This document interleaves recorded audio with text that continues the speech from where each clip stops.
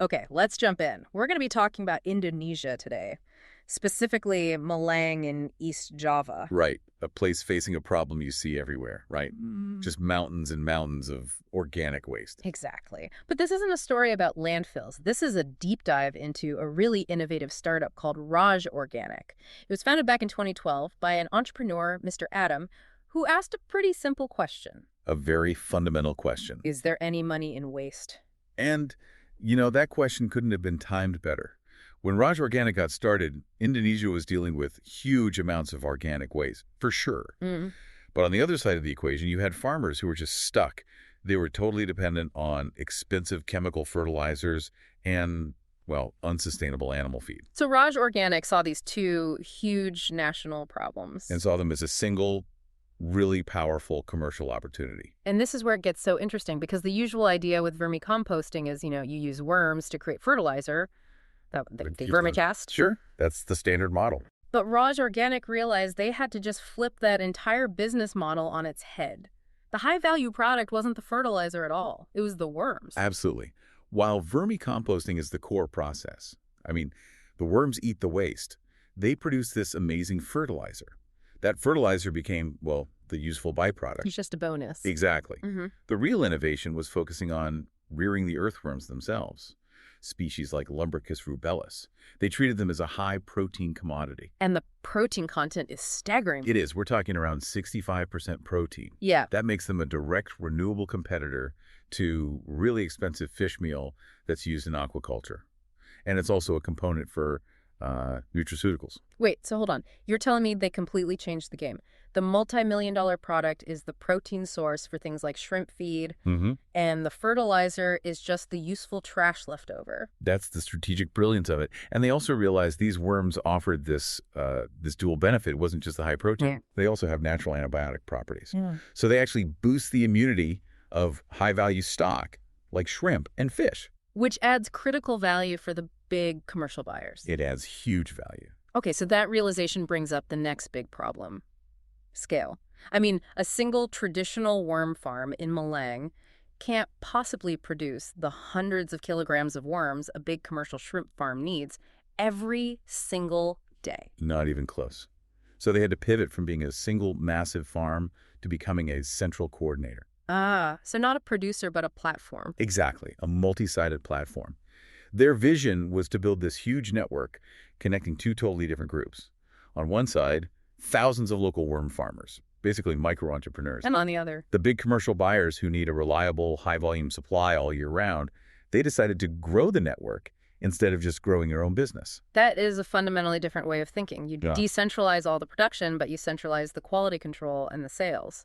So how did they actually build that network and, get commitment from all these new micro-entrepreneurs? They set it up as a member-based system. So an individual would invest somewhere between IDR 1.5 to 20 million. Which is roughly, what, 100 to maybe 1,500 US dollars? About that, yeah. And that investment would get you into the network. It covered your training, your initial stock of starter worms like African night crawlers, all the materials, and this is crucial, their own proprietary probiotic supplement to boost the worm nutrition.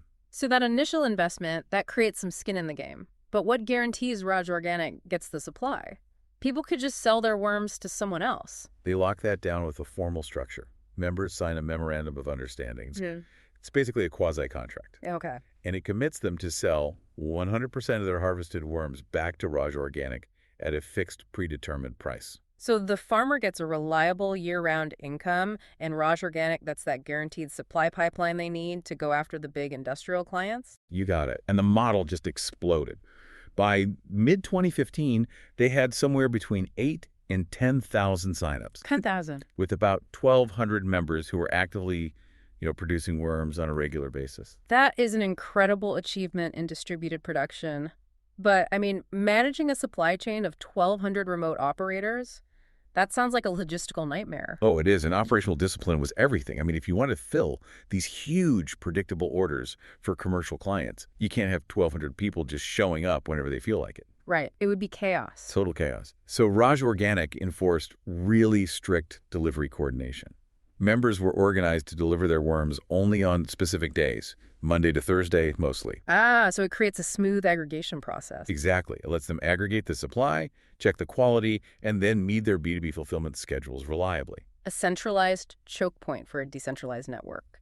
And the volume, you mentioned it was staggering. By the mid-2010s, it was what? Collectively, about 1 ton of fresh worms. Per day. 1 ton a day. How do you even handle the different capacities of 1,200 people? I mean, you've got a retiree doing it part-time, and then maybe a serious group pooling their resources. That is the exact reason why, around mid-2015, they moved away from a one-size-fits-all model. They brought in a tiered membership system. Okay, that makes sense. It was a critical scaling solution. They had tiers like silver, which was for the part-timer, with a small target like 40 kilograms a month. And then you could go all the way up to platinum. And platinum was for? That was semi-commercial, designed for members targeting 400 kilograms a month. So the genius isn't just having tiers, it's matching expectations to capacity. A part-timer knows their goal is 40 kilos. A platinum member knows they need to produce 10 times that. Precisely. It gives Raj Organik much better forecasting power. It manages expectations on the supply side and optimizes fulfillment on the demand side. But you still have that challenge of loyalty and quality control. What stops a member from, say, side-selling their worms to a local buyer for a slightly higher price? They had 2 main levers for that. First, really stringent intake inspections. If the worms didn't meet quality standards or if they found other species mixed in, Which would be a red flag. a huge red flag. It suggests the farmer bought cheaper, non-compliant worms from outside the network, so the whole batch could be rejected. And the second lever. Economic incentives, Yeah. or maybe disincentives. If a member failed to hit their monthly delivery target, the buying price for their worms was cut by 10%. Wow, a penalty.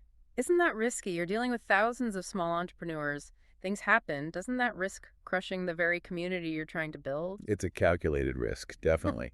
But it's a necessary one if you want to be a serious B2B supplier. Raj Organik has to guarantee stability for its industrial clients. So that 10% penalty is really a loyalty incentive. It's a powerful one. It ensures the micro-entrepreneur takes their commitment seriously, and that guarantees the steady supply that the big buyers absolutely depend on. Okay, that strict coordination makes sense now. So let's talk about the other side of the platform. Who are these commercial buyers absorbing a ton of worms every day? They fall into about 3 main categories. The fastest growing one is what you'd call the regular customers, shrimp and fish farmers. Right. They're ordering somewhere between 200 and 300 kilograms of worms every day. The second group is manufacturers of probiotic supplements. They're buying maybe 900 kilograms a month. And what's so fascinating here is how Raj Organik uses every single part of the process. They're not just selling live worms. No, not at all. Live worms are the core product, sure, maybe 70% of their supply. But they also process them. They make something called vermijuice, which is a worm puree. And they also sell frozen worms, which is just easier for logistics. And beyond feed, they tap into the nutraceutical market with worm capsules. Worm capsules, like dried worm powder for health. Yep. Marketed for traditional health benefits like reducing high blood pressure or, boosting vitality. We went from waste management to high-end protein and now traditional medicine. These worms are an all-in-one commodity. What about the original product, the fertilizer? The vermicompost, the castings, Yeah. that's the valuable byproduct. It gets sold locally to farmers for a really low cost, maybe 500 to 1,000 rupiah per kilo. So it closes the loop. The nutrients go right back into the local soil. Perfectly. And looking forward, they're pushing to get that protein content up from 65% towards 70%. That's the magic number to unlock massive industrial accounts. Laku. There's a cosmetics company and a huge fish feed factory. Each of them is interested in ordering 10 to 20 tons of worms per month. That's a whole different scale. Let's talk about the impact then, beyond just the profit. This feels like more than a business. It's a social and environmental engine. It really is. Socially is providing a flexible and pretty lucrative additional income for thousands of people. For a modest output, a member can earn, say, 1.5 to 1.75 million rupiah a month. Which is vital supplemental income. It can be life-changing for household stability. And the model is so flexible. I love that story of Pak Sugianto, a car driver from Blitar. He just jumped in, worked his worm beds around his driving schedule, and was quickly selling 50 kilograms of worms every 2 weeks. It's a perfect example. It shows the real-world viability of this as a side hustle for everyday people. And the environmental impact has to be massive. Oh, it's huge. The whole network processes thousands of tons of organic waste every year.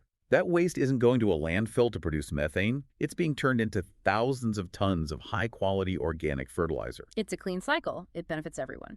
So connecting this to the bigger picture in Indonesia, how have recent trends, say from 2020 to 2024, helped a model like this? The national environment is, well, it's perfectly aligned. First, policy support is shifting, big time. The Indonesian government is redirecting huge subsidies away from chemical fertilizers and toward organic ones. Because of rising costs and shortages. Exactly. They have an explicit goal to increase organic fertilizer usage by about 20%, which is around 1 million tons. So Raj Organik's byproduct, the vermicompost, suddenly becomes a key part of national agricultural policy. Precisely. And second, the aquaculture industry is in the middle of a government-backed boom. They want to boost shrimp production to 2 million tons by 2024 and total aquaculture to over 7 million tons by 2030. Which creates this massive, sustained demand for sustainable feed alternatives. Like earthworm meal. Its effectiveness is now being confirmed by more and more scientific studies. So Raj Organik is just perfectly positioned, connecting waste management, soil health, and these huge economic growth targets. They're basically central players in Indonesia's whole agroecology movement. They are. And their model proves that sustainable farming and the circular economy can actually be profitable for the little guy. The opportunities to replicate this across the whole archipelago are immense. Which really brings us back to the core lesson of this deep dive. Raj Organik proves that it's the business model innovation, that multi-sided platform that can align profit, community empowerment, and environmental sustainability. They really are living up to their name, trying to be a king, a Raj of organic solutions, and all by turning the humble earthworm into the foundation of a regenerative economy. And I think the question to leave you with really centers on the tension in that model.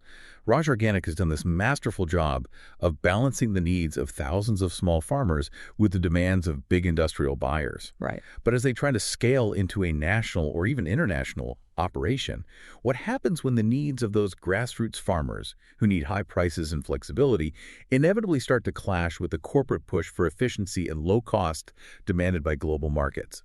That delicate balance between their social mission and commercial scale, that's going to be the real test. Thank you for listening to Mission Possible, innovating for the world's most marginalized. This podcast is built on the outstanding work of our students, whose curiosity and commitment drive much of the research and storytelling you hear. Each episode is grounded in academic research and shaped through close collaboration with our partners. To learn more about the research and partnerships behind this podcast, feel free to contact us. Thank you for joining.